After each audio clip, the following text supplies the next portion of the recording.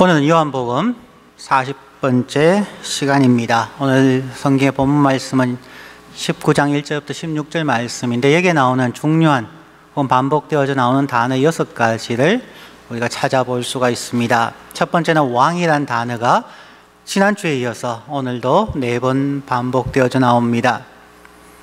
그 다음에 빌라도라는 총독의 이름이 9번 나오고, 십자가에 못 박으라, crucify라는 단어가 6번 나옵니다. 또한 우리 앞에서 그를 없어지게 하십시오, take him away라는 구절이 2번 나옵니다.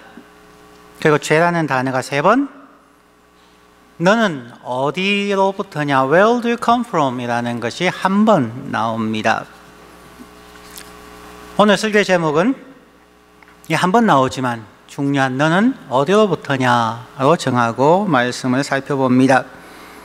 저는 우리 성도님들이 참 자랑스럽습니다. 우리 교회는 봉달님도 많으시고 온달님들도 참 많으십니다.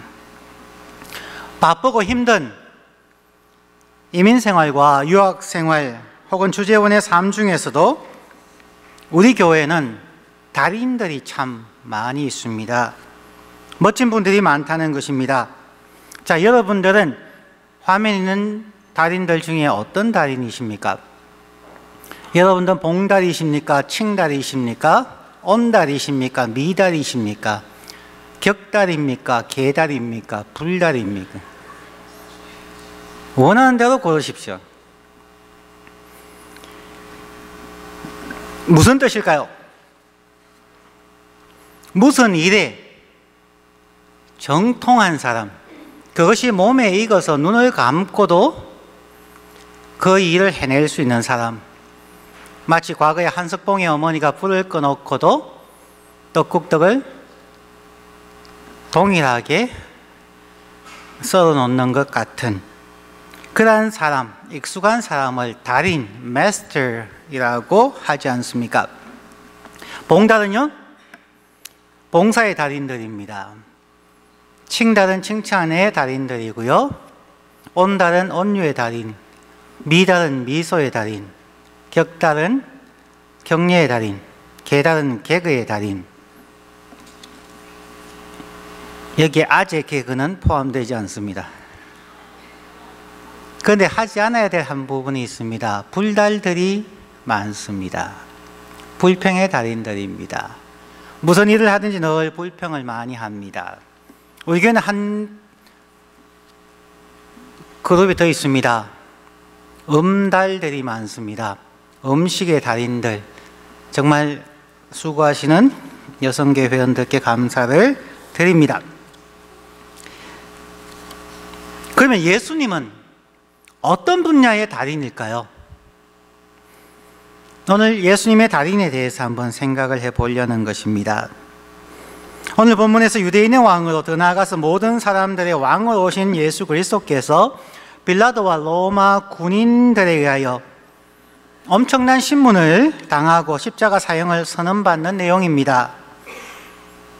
예수님은 왜, 어디에서 와서 무슨 사명의 삶을 살아야 했을까요? 우리가 단순하게 생각하는 그 이상의 의미가 있을까요? 한번 생각해 보려고 합니다. 오늘 첫 번째로 빌라도의 선언을 살펴봅니다. 1절부터 4절까지 말씀을 다시 읽습니다. 이에 빌라도가 예수를 데려다가 채찍질 하더라. 군인들이 가시나무로 관을 엮어 그의 머리에 씌우고 자색 옷을 입히고 앞에 가서 이르되 유대인의 왕이여 평안할지어다 하며 손으로 때리더라. 빌라도가 다시 밖에 나가 말하되 보라, 이 사람을 데리고 너희에게 나오나니 이는 내가 그에게서 아무 죄도 찾지 못한 것을 너희로 알게 하려 함이로라 하더라. 예수님이 빌라도에게 신문당하는 장면입니다. 예수님이 무엇을 했기 때문일까요? 그가 하신 것은 하나님의 말씀을 강론하고 하나님의 사랑을 사람들에게 나타내어 주셨고, 가난한 자에게 먹을 것을 주었고 병든 자를 치유해 주었으며 외롭고 힘들게 살아가는 사람들의 친구가 되어 주었습니다. 그는 하나님이면서도 우리를 향하여서 나는 너희를 종이라고 부르지 아니하고 친구라 한다. 그러나 사람들의 마음은 어느 순간 돌변해 버렸습니다. 그리고 바로 이 돌변의 모습이 사람들의 죄의 본질을 보여주고 있는 것입니다. 바로 우리들의 모습이 아닐까요? 이방인인 빌라도에 의하여서 도전받았던 말, 너희들에게 왕이 있냐? 너희들의 왕이 누구냐? 지난주에 우리가 강조해 살펴본 부분이죠. 그들의 마음 속에 있는 그들의 삶을 이끌어가는 우상, 혹은 그들의 삶을 이끌어가는 추동력, 드라이빙 포스가 무엇이냐는 도전입니다. 그들이 선택된 백성으로 아브라함과 이삭과 야곱의 자녀다가 중요하지 않습니다. 오늘날 내가 주일날 교회를 간다, 교회를 가지 않다도 성경을 읽는다, 아니면 나는 옛날에 세례를 받은 적이 있고 나는 그리스도인이다, 그것이 중요하지 않다는 것입니다. 그들의 마음의 추동력, 그들의 날마다의 삶을 이끌어가는 원동력이 무엇이냐가 결국 그 사람의 신이라는 것입니다. 그럼 우리는 껍데기만 그리스도인일 가능성이 매우 많습니다.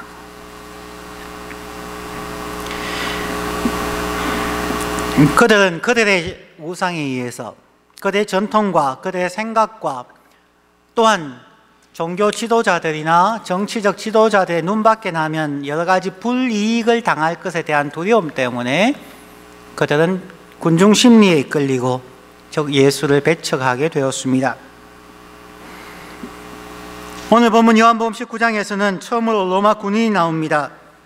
채찍질하고 가시나무로 관을 엮어 예수의 머리에 씌우고 손으로 때리며 조롱하였습니다. 여러분도 들으신 적이 있을 겁니다. 로마 군인들이 사용하는 채찍은 오늘날 우리가 사용하는 채찍 혹은 과거에 사용했던 채찍과 많이 다르다는 것을 아마 알고 있을 겁니다.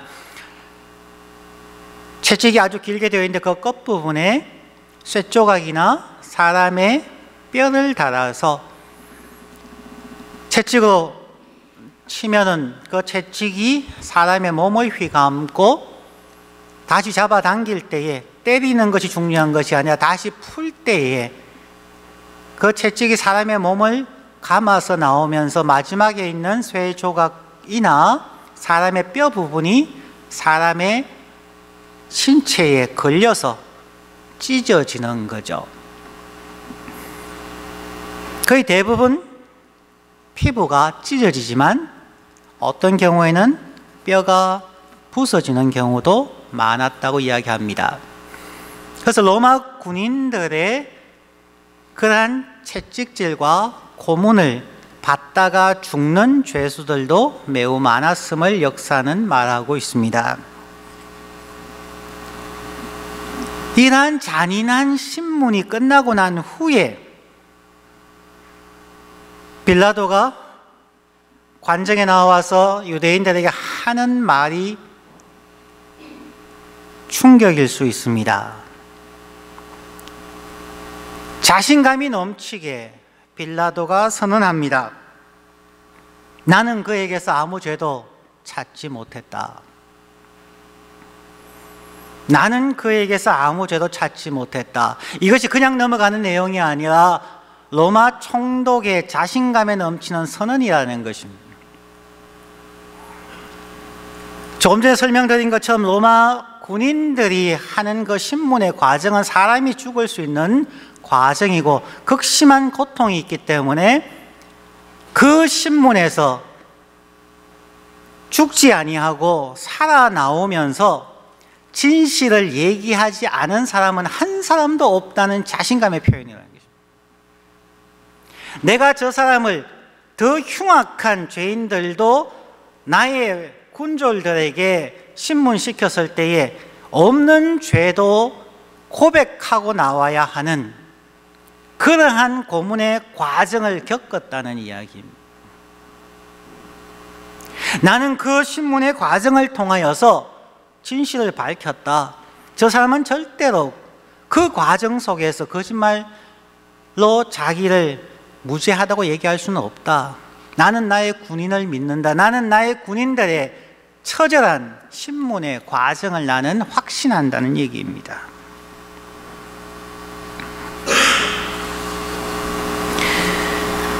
빌라도는 그러한 것을 너무나 잘 알고 있었습니다. 최선의 진실을 찾기 위한 로마 군인들의 잔인한 신문, 그리고 그 로마 군인들의 신문에 대한 확신을 빌라도의 말에서 확실히 찾을 수가 있었습니다. 빌라도의 선언을 통하여 우리는 최소한 예수님이 로마와 유대의 실정법을 어기지 않았다는 것을 분명히 알 수가 있습니다. 예수님은 오직 유대 종교 지도자의 아집과 편견, 그리고 군중 심리에 의하여 잡히고 고문을 당하였다는 것입니다. 빌라도는 자신의 모든 고난으로 예수님에 대한 사실을 확인하였음에도 불구하고 진실에 대해 눈을 감았습니다. 하지만 그는 예수를 향하여 내가 너를 놓아줄 권한도 있고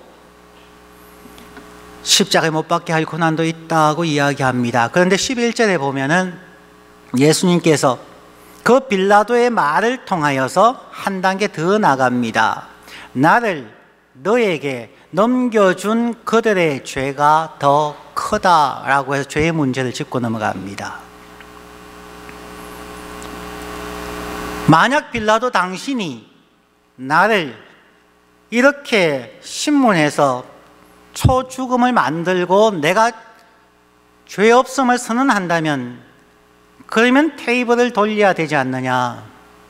저들은 명예훼손죄에 해당하고 저들은 무고죄, 죄가 없는데 죄 있다고 얘기하는 아주 심각한 죄를 지은 자임이 아니냐. 너가 알고 있지 않느냐. 그러면서 죄에 대한 문제를 말하고 있습니다. 이 부분이 이제 잠시 후에 우리가 고민해 볼 문제입니다.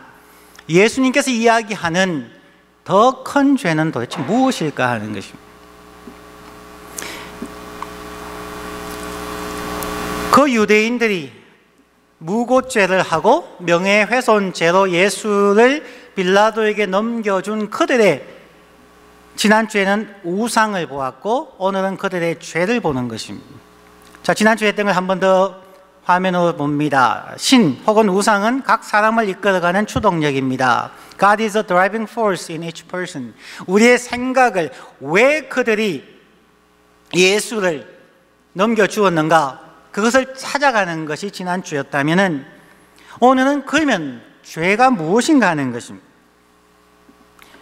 빌라도는 진실을 외면한 죄가 있을 것이고 자신의 명예와 편리함이라는 우상을 섬긴 자였습니다. 자기가 확인한 진리가 아니라 자기의 신분에 대한, 자기의 명예에 대한, 자기의 권력에 대한 편리함이 그의 우상이었다는 거죠. 지난 한 주간 동안 저와 여러분을 이끌어가는 추동력은 무엇이었습니까? 편리함이었습니까? 돈이었습니까? 명예였습니까? 한 주간 동안 깊이 생각해 보셨습니까? 그리고 우리가 우상 숭배자라는 것을 확인하셨습니까? 저와 여러분이 우상 숭배자라는 것을 확인하지 못하셨다면 지난주에 설교 듣고 한 주간 우리의 묵상의 삶이 잘못되었다는 것입니다. 오늘 본문의 두 번째는 그들은 외칩니다. 6번에 걸쳐서 십자가에 못 박으세요. Crucify him이라는 표현이 나옵니다. 6절과 15절 다시 읽습니다. 대제사장들과 아랫 사람들이 예수를 보고 소리질러 가로되 십자가에 못 박으소서, 십자가에 못 박으소서 하는지라. 빌라도가 이르되 너희가 친히 데려다가 십자가에 못 박으라. 나는 그에게서 죄를 찾지 못하였노라. 15절 말씀에서는 그들이 소리 지르되 없이 하소서, 없이 하소서, 그를 십자가에 못 박게 하소서. 빌라도가 이르되 내가 너희 왕을 십자가에 못 박으랴? 대제사장들이 대답하되 가이사 외에는 우리에게 왕이 없나이다 하니. 이 두 가지가 의도하는 게 무엇일까요? 십자가에 못 박으라는 crucify him이라는 것과 없이 하소 take him away의 본질이 무엇인가 하는 거죠. 그 본질은 우리는 더 이상 예수를 보고 싶지 않습니다. 그래서 그를 죽임으로 그들의 눈앞에서 사라지기를 원했습니다. 그리고 가장 잔인한 방법으로 예수를 죽이기를 원했습니다. 사람이 얼마나 180도로 돌변할 수 있는지를 보여줍니다. 십자가에 못 박으라는 단어가 6번, 없이 하소서라는 표현이 2번 나옵니다. 왜 이게 중요할까요? 이 부분을 보시면서 우리는 창세기 3장을 가셔야만 합니다.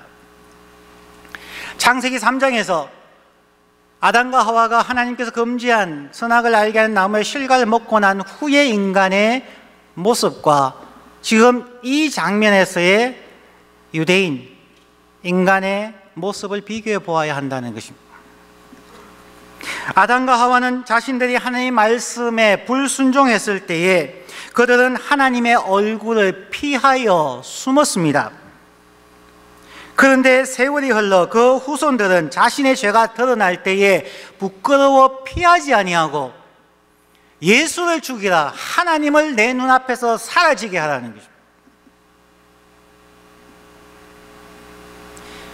과거에는 조금 더 소극적인 반응이었다면 지금의 우리는 더욱 적극적으로 하나님을 대적합니다.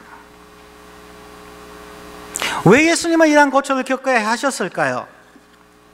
하나님은 하나님의 백성들이 어떻게 자신을 대하는지 알고 있었습니다. 이미 창세기 3장 에덴 동산에서 그는 인간에게 처절하게 외면당한 경험이 있습니다. 구약 성경을 볼 때 이스라엘 백성들이 하나님이 보내신 선지자와 제사장들 그리고 왕들을 어떻게 대했는지 하나님은 기억하고 있었습니다. 그들은 자신 하나님이 보내신 당신의 종들에게 행한 그들의 행위가 바로 그들을 보낸 하나님에 대한 그들의 마음 자세이며 적대하는 태도라는 것을 하나님은 이미 알고 계셨습니다. 이스라엘 백성들이 이사야 선지자나 예레미야 같은 선지자들에게 대한 것 그 이상으로 하나님에게 대하고 있다는 것을, 그리고 친히 육신을 입고 오실 독생자 예수 그리스도에게 어떻게 대할 것을 하나님은 알고 계셨다는 것입니다. 그럼에도 불구하고 당신의 형상대로 지음받은 인간을 구원하기 위하여 이 땅에 오신 분입니다.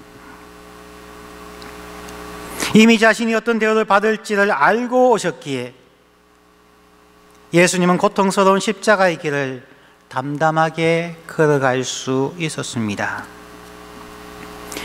오늘 본문의 예수님의 모습은 우리에게 분명한 장면을 떠올리게 하는 것, 창세기 3장의 모습, 아담과 하와의 모습. 그들이 범죄하고 난 후에 하나님은 그들에게 내가 어디에 있느냐, 그때 10절 말씀에서 그들이 대답합니다. 내가 동산에서 하나님의 소리를 듣고 내가 벗었으므로 두려워하여 숨었나이다. 하나님께서 아담에게 질문합니다. 너에게 먹지 말라고 명한 그 나무 실과를 너가 먹었느냐? 그때 아담과 하와는 변명합니다. 하나님이 주셔서 나와 함께 있게 하신 여자, 그가 그 나무 열매를 내게 줌으로 내가 먹었나이다.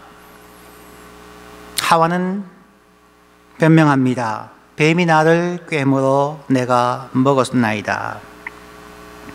죄를 지은 사람들은 참으로 말이 많습니다. 구약에 나타난 소극적인 죄의 결과는 크게 2가지를 볼 수 있습니다. 하나는 자기 변명입니다. 2번째는 남 탓입니다. 나는 어쩔 수가 없었습니다. 나는 이러한 상황에서 그랬습니다. 나는 부끄러워서 피하기를 원합니다. 그리고 내가 이렇게 된 것은 저 사람 때문입니다. 저와 여러분은 억울한 일을 당할 때 말이 많아지지 않습니까? 변명하고 남 탓을 하지 않습니까? 처음에는 죄인들이 자신이 피하고 숨었지만 이제는 피하는 것이 싫다는 것입니다. 내가 왜 피하냐는 것입니다. 나는 여기 있을 테니까 당신이 꺼져라는 것입니다. 하나님을 없이 하자는 것입니다. 오늘날 현대의 모습을 보십시오. 교회 다녔던 사람들이 싫으면 교회 안 나온 사람들이 있다면, 소위 가난한 성도들, 안 나가 성도들이 있다면, 오늘날의 모습은 뭐예요? 더 적극적이죠. 하나님 없다.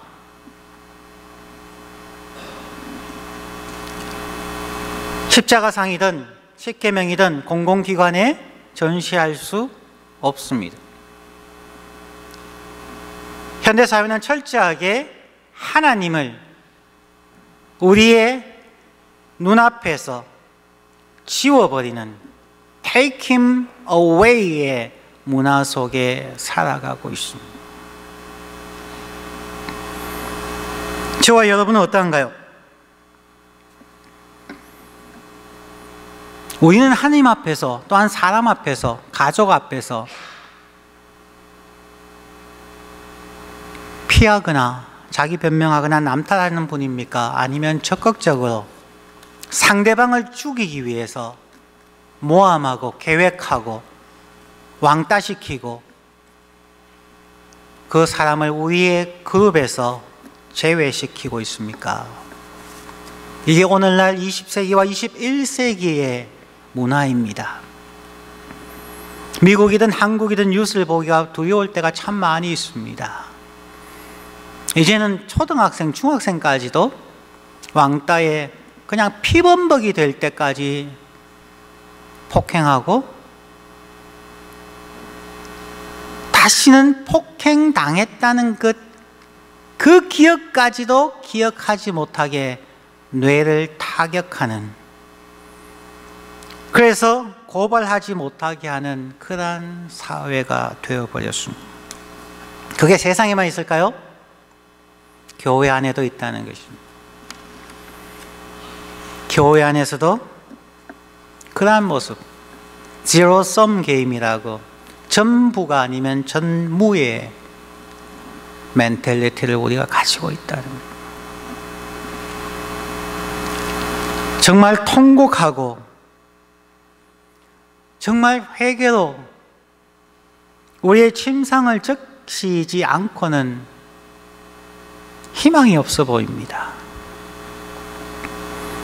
오늘 일어나고 있는 수많은 일들에 대해서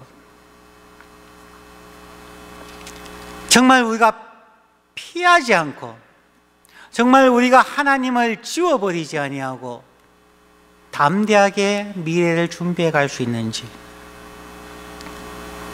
그러기 위하여 우리가 노력하고 준비하고 실력을 쌓고 정말 달인의 지경에 갈 때까지 자기의 전공 분야에서 사람들이 무시하지 못할 달인이 되어서 법이든 경제든 사회든 의학이든 예술이든 달인의 경지까지 가서 예수의 이름을 지우려고 하는 이 사회에, 혹은 예수의 이름이 두려워서 피하고 숨고 남 탓하는 아직도 어린 그리스도인들에게 다가갈 수 있는 사람이 필요한 시대입니다.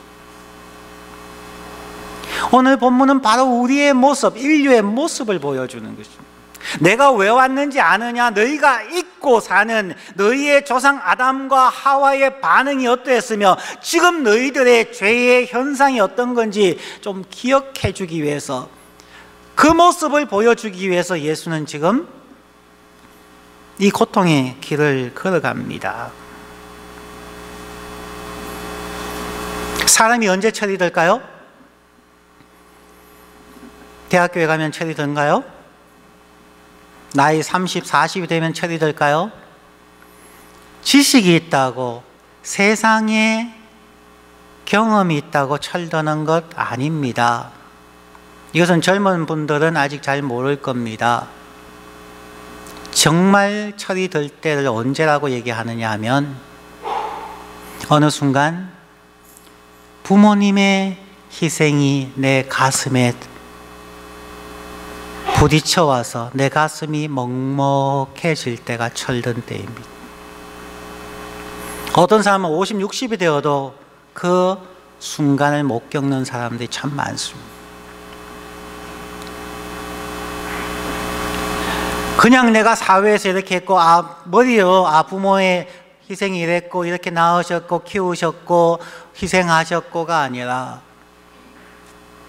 어느 순간 내가 자식을 낳아서 키워보면서, 어느 순간 내가 사회의 지도자로서 살아가면서 말 듣지 아니하고 정말 거역하는 그들 바라보면서 부모님이 날 키울 때 이러셨구나, 이렇게 희생하셨구나, 이렇게 힘드셨구나, 이렇게 밤잠 자지 못했구나, 이렇게 희생하셨구나. 그것이 가슴에 왔을 때 비로소 철이 듭니다. 그것이 30세일지 40일지 50일지 60일지 모릅니다. 신앙이 무엇일까요? 신앙에 철드는 것이 무엇일까요? 그냥 예수 믿고 천국, 그 철 안 든 사람들입니다. 예수의 고통이, 예수의 십자가가, 예수의 희생이 느껴질 때, 가슴에 와닿을 때, 그리고 그 예수의 희생이 누구 때문인가를 이해하게 될 때 비로소 우리는 그리스도인으로, 철든 그리스도인으로 거듭날 수 있습니다.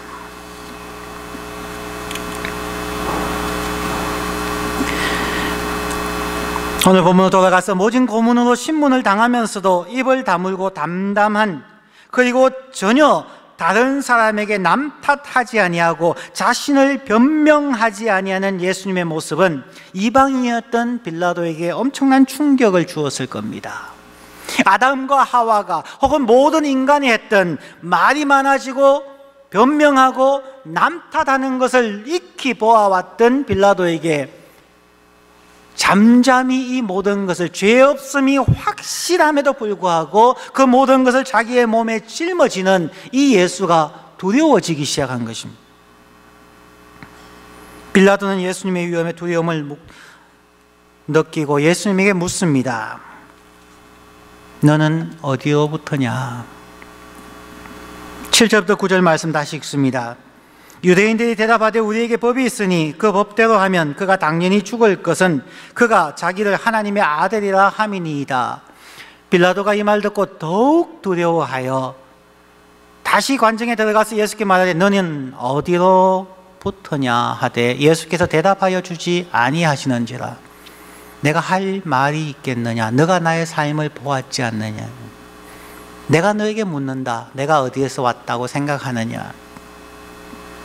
예수님의 자세, attitude, 하나님을 향한 예수님의 자세와 이웃을 향한, 심지어 죄인을 향한 예수 그리스도의 자세에서 빌라도는 두려움을 느꼈습니다. 다른 사람들이 예수님을 하나님의 아들이라고 말한다고 두려움을 느끼는 것이 아니라 그의 attitude 때문입니다. 오늘날 우리가 저 사람이 그리스도인이다 해서 두려워합니까? 오늘날 저 사람이 목사라고 해서 두려워합니까? 그렇지 않습니다. 우리는 그 사람이 정말 그리스도인인지, 정말 목사인지, 그의 말과 행동과 관계성 속에 그의 자세를 통해서 우리는 존경할 자와 존경하지 않을 자를 분별하지 않습니까? 이 땅에 10억의 그리스도인이 있다고 세상은 전혀 두려워하지 않습니다. 이 땅에 수천 개의, 수만 개의 교회의 건물이 있다고, 세상에 수만의 선교사가 있다고 사단은 조금도 두려워하지 않습니다. 그가 어디에서 왔는지 그것은 그 사람의 삶의 자세에서 사단이 파악하는 것입니다. 예수님의 삶의 자세가 예수님이 평범한 인간이 아니라는 것을 빌라도가 느꼈기 때문에 당신은 어디로부터 오신 분입니까? 두려움으로 그를 묻습니다. 예수님은 대답하지 않지만 그 대답 속에, 그 무언의 대답 속에서 우리가 찾는 것은 이사야서 53장 3절부터 7절의 말씀입니다. 그는 멸시를 받아 사람들에게 버림을 받았으며 예수가 겪고 있는 모습이 이미 오래전 이사야의 예언을 통해서 이루어지는 것입니다. 그는 사람들에게 멸시를 받아서 사람들에게 버림을 받았으며 간고를 많이 겪었으며 질고를 아는 자라 마치 사람들이 그에게서 얼굴을 가리는 것 같이 멸시를 당하였고 우리도 그를 귀히 여기지 아니하였도다. 그는 실로 우리의 질고를 지고 우리의 슬픔을 당하였거늘 우리는 생각하기를 그는 징벌을 받아 하나님께 맞으며 고난을 당한다 하였노라. 그가 찔림은 나의 허물 때문이요 그가 상함은 나의 죄악 때문이라. 그가 징계를 받으므로 나는 평화를 누리고 그가 채찍에 맞으므로 나는 나음을 받았도다. 나는 다 양 같아서 그릇 행하여 각기 제 길로 갔거늘 여호와께서는 나의 모든 죄악을 그에게 담당시키셨도다. 그가 곤욕을 당하여 괴로울 때에도 도수장으로 끌려가는 어린 양과 털 깎는 자 앞에서 잠잠한 양같이 그의 입을 열지 아니하였도다. 예수님은 하나님의 말씀을 성취하기 위해 오셨습니다. 그것은 고통의 길이었고 사람들에게 멸시받고 배척받는 길이었습니다. 그 고통스러운 과정에서도 예수님은 자기를 변명하거나 남 탓을 하지 않았다는 것, 이것이 우리에게 주는 가장 큰 은혜이며 도전입니다. 그것이 십자가의 길이고 예수님의 길이었습니다. 어쩌면 그 길이 저와 여러분의 길입니다. 그리스도인의 길입니다. 우리가 예수님의 희생, 고난, 그의 삶의 애티튜드를 정말 믿는다면 우리부터 결심하십시다. 변명하지 마십시다. 억울해도 합력하여 선을 이루시는 하나님 앞에서 그냥 오해당하고 욕 먹고 가십시다. 남 탓하지 마십시다. 그래요, 내 죄입니다. 아니면 그냥 침묵하고 가십시다. 우리는 예수를 믿는, 그것은 다시 말하면 예수의 길을 걷는 사람들입니다. 예수님, 당신은 어디에서 오셨습니까? 다른 말로 하면 예수님, 나는 어디에서 왔을까요? 예수님, 당신은 왜 오셨습니까? 예수님, 나는 왜 여기에 있을까요? 왜 왔을까요? 오늘 말씀을 정리합니다. 하나님과 예수님, 그리고 우리 인간에 대해서 한번 고민해 보았습니다. Who are you? 오늘 결론입니다. Who are you? 예수님입니다. 예수님의 별명입니다. Who are you? 하니까 영어로 Who are you를 생각하지 마시기 바랍니다. 자, Who are you의 뜻은 이렇습니다. Who are you? 뒤 who, 나아, 있을 you. 예수님께서 말씀합니다. Who are you?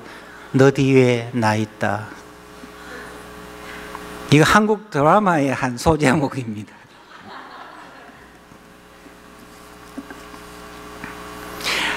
죄 없으신 하나님께서 이 땅에 오셔서 하나님의 말씀을 순종하고 죄인들이 어떻게 하나님을 대하였는가를 보여주시기 위해 그 엄청난 고통의 시간과 십자가의 길을 걸어가신 예수님, 그분이 두 팔을 펼치고 저와 여러분에게 말합니다. 나는 Who are you? 힘내라, 너 뒤에 나 있다. 기도하겠습니다.